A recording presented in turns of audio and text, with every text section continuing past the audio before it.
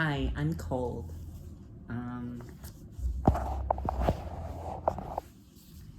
Today we're going to be reading Accomplices, Not Allies, Abolishing the Ally-Industrial Complex, an Indigenous Perspective. Accomplices, Not Allies, an Indigenous Perspective and Provocation, version 2, published whatever the 5th month is, 2nd day, 2014. This provocation is intended to intervene in some of the current tensions around solidarity/support work, as the current trajectories are counter-liberatory from my perspective. Special thanks to DS and Phoenix for combos that led to this scene, and all those who provided comments, questions, and disagreements. Don't construe this as being for white young middle-class allies, just for paid activists, nonprofits, or as a friend said, quote, downwardly mobile anarchists or students. There are so many allies in the migrant rights struggle support comprehensive immigration reform, which furthers the militarization of indigenous land. Let's see if I can put this in a comfortable place. My back is hurting today. The Ally-Industrial Complex has been established by activists whose careers depend on the issues they work to address.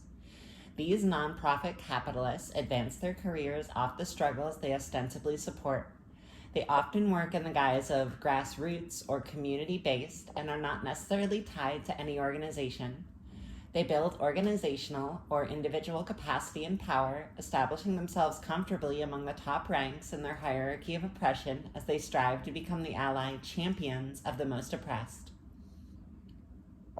While the exploitation of solidarity and support is nothing new, the commodification and exploitation of allyship is a growing trend in the activism industry.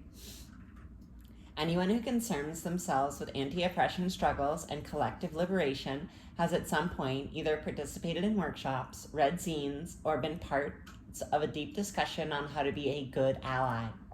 You can now pay hundreds of dollars to go to an esoteric institutes for an allyship certificate in anti-oppression. You can go through workshops and receive an allyship badge. In order to commodify struggle, it must first be objectified. This is exhibited in how issues are framed and branded, where struggle is commodity, allyship is currency. Ally has also become an identity, disembodied from any real mutual understanding of support. The term ally has been rendered ineffective and meaningless. Subtitle: Accomplices, Not Allies. It starts with the definition. Accomplice. Noun, accomplice. Plural, noun, accomplices. 1. A person who helps another commit a crime. There exists a fiercely unrelenting desire to achieve total liberation with the land and together. At some point, there is a we, and we most likely have to work together. This means, at the least, formulating mutual understandings that are not entirely antagonistic. Otherwise, we may find ourselves, our desires, and our struggles to be incompatible. There are certain understandings that may not be negotiable. There are contradictions that we must come to terms with, and certainly we'll do this on our own terms. But we need to know who has our backs, or more appropriately, who is with us at our sides. The risks of an ally who provides support or solidarity, usually on a temporary basis, in a fight are much different than that of an accomplice. When we fight back or forward together, becoming complicit in a struggle towards liberation, we are accomplices. Abolishing allyship can occur through the criminalization of support and solidarity. While the strategies and tactics of asserting or abolishing, depending on your view, social power and political power may be divisive, there are some hard lessons that could bear not replicating. Consider the following to be a guide for identifying points of intervention against the ally-industrial complex. Subtitle: Salvation, aka missionary work and self-therapy. Allies all too often carry romantic notions of oppressed folks they wish to help. These are the ally saviors who see victims and tokens instead of people. This victimization becomes a fetish for the worst of the allies in the forms of exotification, manarchism, splaining, POC, sexploitation, etc. This kind of relationship generally fosters exploitation between both the oppressed and the oppressor. The ally and the allied with become entangled in an abusive relationship. Generally, neither can see it until it's too late. This relationship can also digress into codependency, which means they have robbed each other of their own power. Allies' saviors have a tendency to create dependency on them and their function as a support. No one is here to be saved. We don't need missionary allies or pity. Guilt is also a primary ally motivating factor. Even if never admitted, guilt and shame generally function as motivators in the consciousness of an oppressor who realizes that they are operating on the wrong side. While guilt and shame are very powerful emotions, think about what you're doing before you make another community struggle into your therapy session. Of course, acts of resistance and liberation can be healing, but tackling guilt, shame, and other trauma requires a much different focus, or at least an explicit and consensual focus. What kinds of relationships are built on guilt and shame? You see this whenever a trans ally spends like 15 minutes apologizing to you about like fucking up your pronouns, and you're just like, I get you have a lot of guilt and shame, but please shut the fuck up. Like, Christ. Subheader: exploitation and co-optation. Those who co-opt are only there to advance self-interest. Usually it's either notoriety or financial. As these allies seek to impose their agenda, they out themselves. Their radical, more militant than thou grassroots organizers are keen on seeking out sexy issues to co-opt.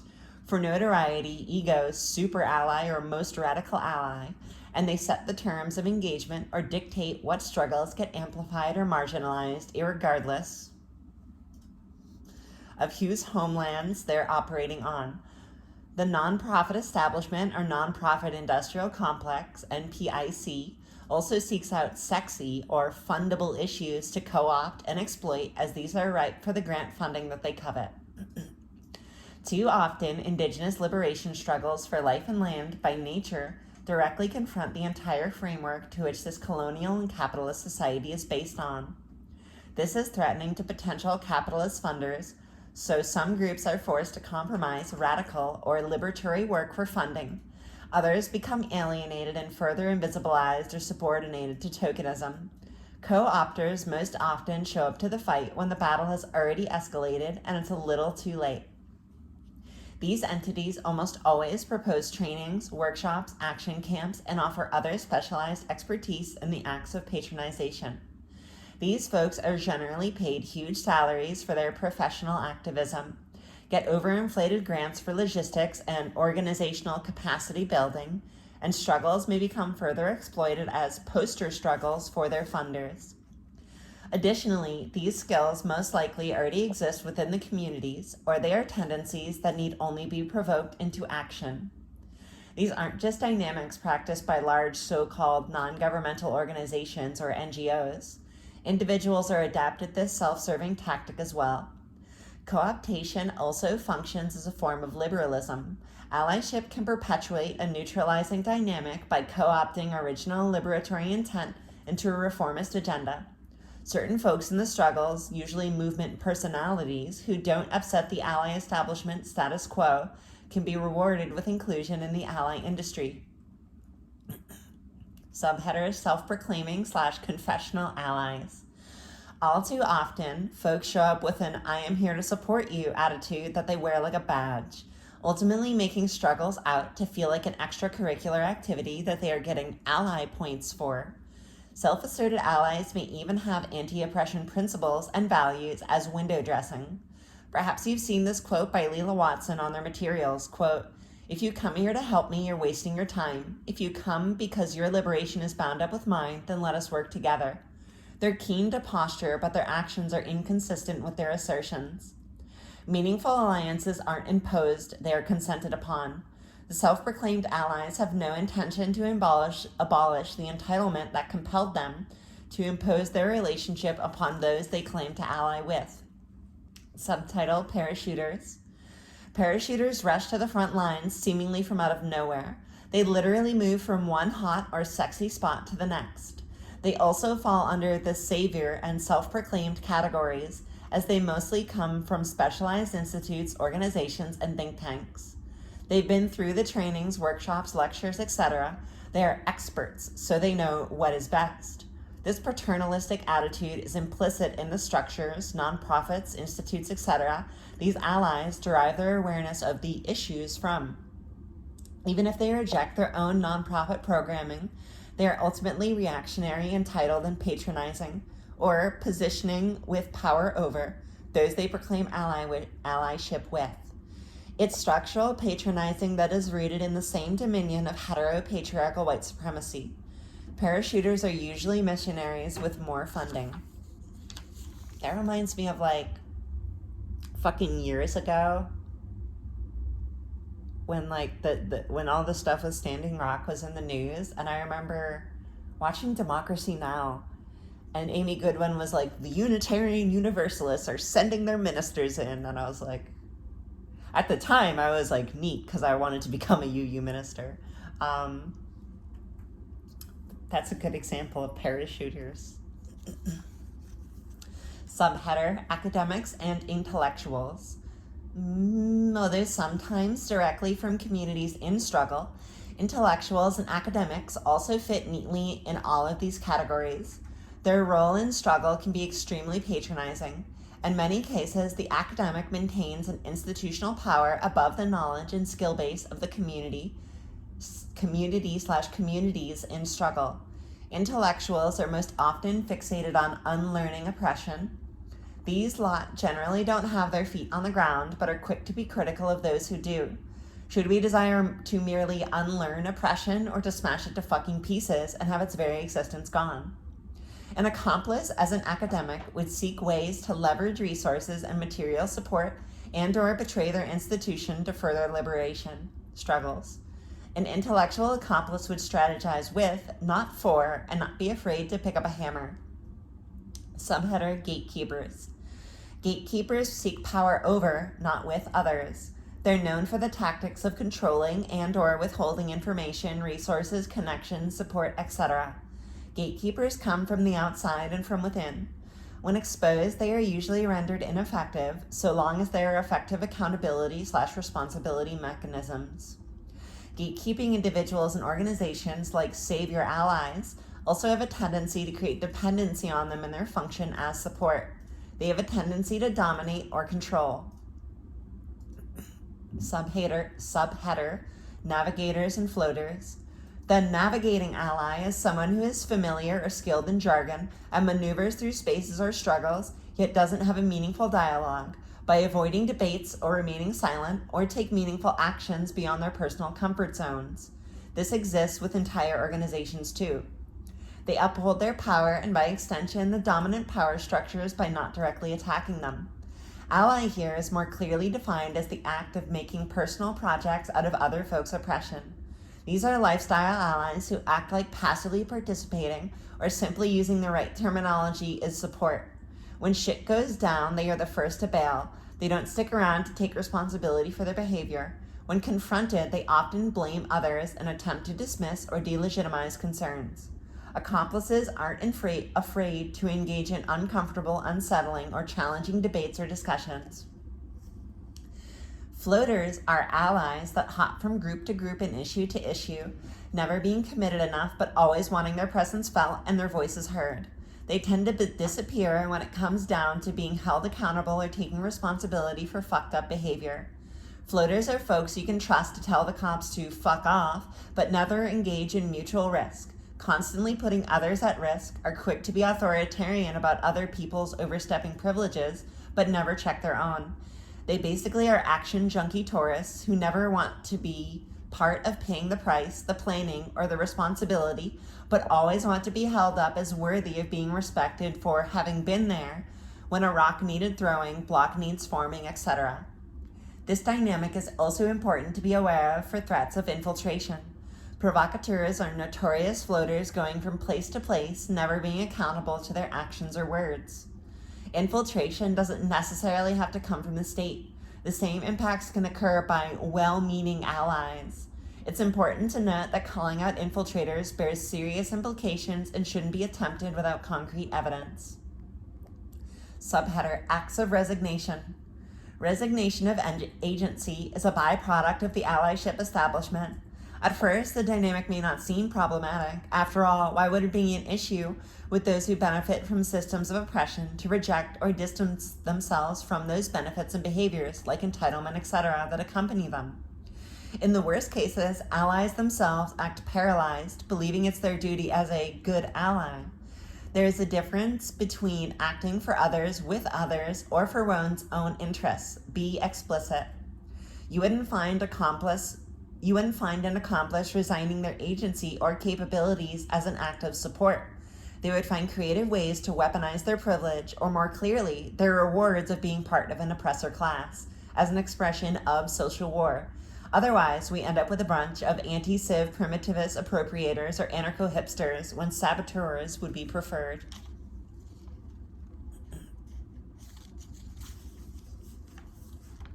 Title: Suggestions for Some Ways Forward for Anti-Colonial Accomplices. Allyship is the corruption of radical spirit and imagination. It's the dead end of decolonization. The ally establishment co-opts decolonization as a banner to fly at its unending anti-oppression gala. What is not understood is that decolonization is a threat to the very existence of settler allies. No matter how liberated you are, if you're still occupying indigenous land, you're still a colonizer. Decolonization, the process of restoring indigenous identity, can be very impersonal and should be differentiated. They're not disconnected from anti-colonial struggle. The work of an accomplice in anti-colonial struggle is to attack colonial structures and ideas. The starting point is to articulate your relationship to indigenous people whose land you are occupying. This is beyond acknowledgement or recognition. This can be particularly challenging for non-federally recognized indigenous people, as they're invisibilized by the state and by invaders occupying their homelands. It may take time to establish lines of communication, especially as some folks may already have been burnt by outsiders. If you do not know where, how to contact folks, do some groundwork, research, but don't rely on anthropological sources. They are Eurocentric, and pay attention. Try to more listening than speaking and planning. In long-term struggles, communication may be ruptured between various factions. There are no easy ways to address this. Don't try to work the situation out, but communicate openly with consideration of the points below. Sometimes other indigenous people are guests on others' homelands, yet are tokenized as the indigenous representatives for the local struggles. This dynamic also perpetuates settler colonialism. A lot of people also assume indigenous folks are all on the same page politically. We're definitely not. While there may be times folks have the capacity and patience to do so, be aware of the dynamics perpetuated by hand-holding. Understand that it is not our responsibility to hold your hand through a process to be an accomplice. Accomplices listen with respect for the range of cultural practices and dynamics that exist within various indigenous communities. Accomplices aren't motivated by personal guilt or shame. They may have their own agenda, but they are explicit. Accomplices are realized through mutual consent and build trust. They don't just have our backs, they are at our side or in their own spaces confronting and unsettling colonialism. As accomplices, we are compelled to become accountable and responsible to each other. That is the nature of trust. Don't wait around for anyone to proclaim you to be an accomplice. You certainly cannot proclaim it yourself. You just are or you are not. The lines of oppression are already drawn. Direct action is really the best and may be the only way to learn what it is to be an accomplice. We're in a fight, so be ready for confrontation and consequence. Spine.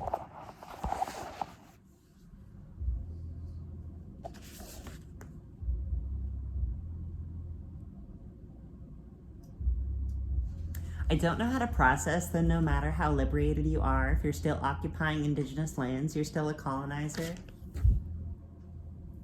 Should I go back to Europe? Maybe.